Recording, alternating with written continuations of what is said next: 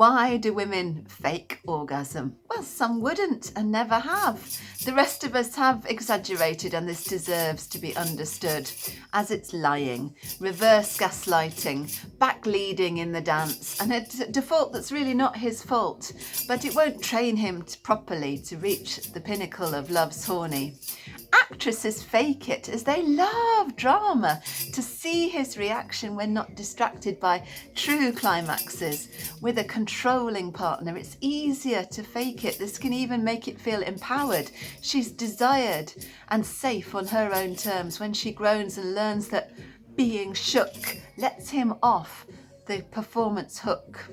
A fact is, some guys just haven't had enough practice. They make great gains with great training at adult girlfriend entertaining, yet are fragile and ask how I'm feeling too often. I can tell they're not going to stop till a spasm, so I might make up multiple orgasms. A few women have never had a real orgasm and feel failures in the bedroom spectrum. It's not sexy or objects of desire. Social pressure has made them liars. Or is it that neither can face the unpleasantness of the disgrace of a man who hasn't satisfied, has tried but not hit the mark? Patriarchal structures are stark. He mustn't be disappointed or feel shadows of inadequacy. And as she's vulnerable, naked, toxic masculinity is why us ladies fake it.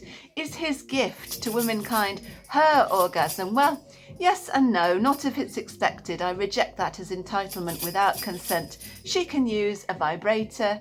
He, his hands, each can massage their own glands. Faking is clearly an ending mechanism if the goal of sex is orgasm. But it doesn't matter when the aim is fun, as neither player needs to come. Women sometimes sense if we leave him without, our guy might be disgruntled, as finishing himself off whilst it's tantric not to ejaculate, that might not be to his taste. I have exaggerated to hurry him up, as when I've had enough, it gives him freedom to come, to get the job done. Some think faking is how sex normally ends. It's less work for the lazy. Does that sound crazy? To stop sex politely, some ladies offer, "Would you like coffee?"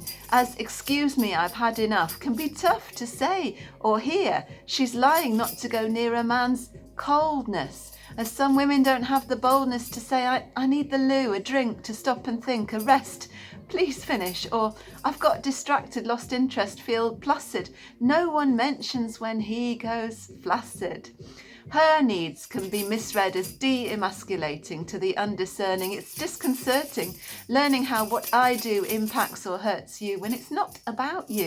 It's about me, my failures with truth. Don't make me unstable, culpable when I'm undressed, vulnerable. Tune in to me and my needs rather than do what you thought would please me. Go easy, watch how I react, and if unsure, it is smart to ask what I'd most adore, as sometimes much less is so much more.